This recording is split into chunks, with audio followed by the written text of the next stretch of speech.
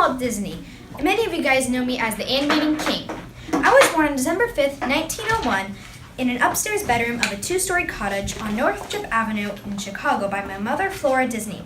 I have 3 older brothers, Herbert, Raymond, and Roy. I also had a younger sister named Ruth. I all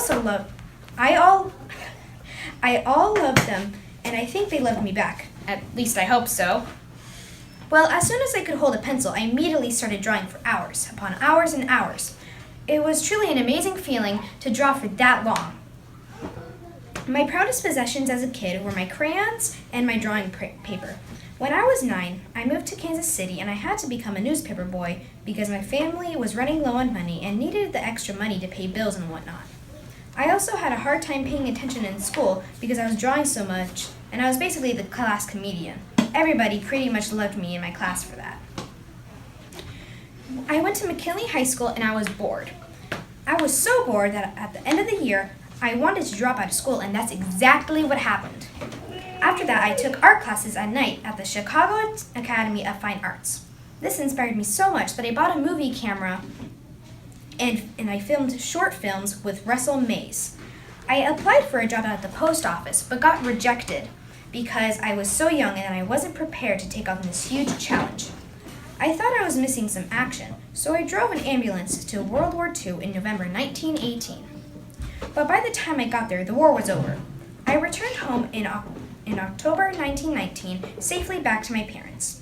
I started drawing again and became interested in animating, so I teamed up with a talented artist named UB Iwerks. Weird name if you ask me.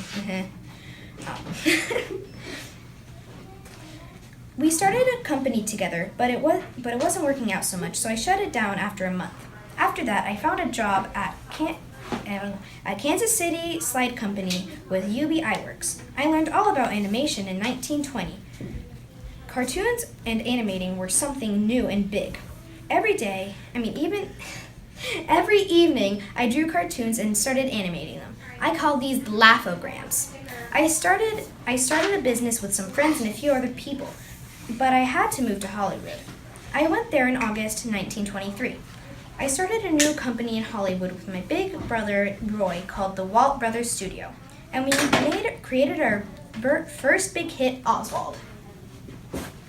Oswald earned so much money that we moved to bigger offices in the area. I thought I was doing most of the work, so I renamed the studio Walt Disney Studios. I met Lillian in my studio and I decided to ask her out. We got married on July 13th, 1925. On Christmas, I got Lillian a furry orange puppy and named him Sunny. Little kids I made Mickey and he was a huge hit. Mickey was so inspiring to the little kids. The little kids made Mickey Mouse clubs and inspired other little kids around the world to make more Mickey Mouse clubs. Also, in 1933, Lillian got pregnant with our first daughter, who was born on December 15th that same year. Lillian got pregnant with a baby girl named Diane Marie, who was born on December 15th that same year. Then I adopted a little girl named Sharon May. After that, on December 21st, 1937, Snow White and the Seven Dwarfs was released. When Snow White was released, I got an Academy Award for it. When I also made Winnie the Pooh in 1968, I got the Best Short Subjects Cartoons Award. I also got the Best Short Subject Live Action for Grand Canyon in 1958. I got the Best Documentary, yes, I did some documentaries, features for The Vanishing Prairie in 1954. To cut all the listing off, I got many awards over the years, and I have died sadly, so I can't win any more awards, but I can assure you I have many awards in my history book. Now on to my famousness. My famousness started when I started the laughograms, and then it evolved to Oswald. After Oswald, I made Mickey, which really boosted my reputation in the animating company. I also worked on Snow White for many years, and it turned out it was a great, huge hit because it was the first ever long animated film. After making Snow White, I made Pinocchio in 1940, but it didn't really get that much attention. After Pinocchio, I made Fantasia, which I personally think was a big hit, also in 1940. There are so many movies I made and that I can't list them all in this paragraph.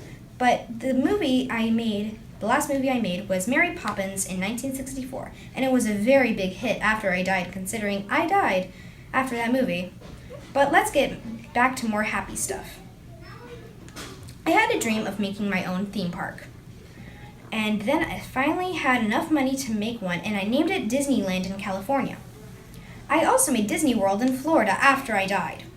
I was diagnosed with lung cancer on December 15th, 1966, and I lived a wonderful life. I hope you guys love my movies that are still being produced when I'm dead. Haha, we'll see you next time.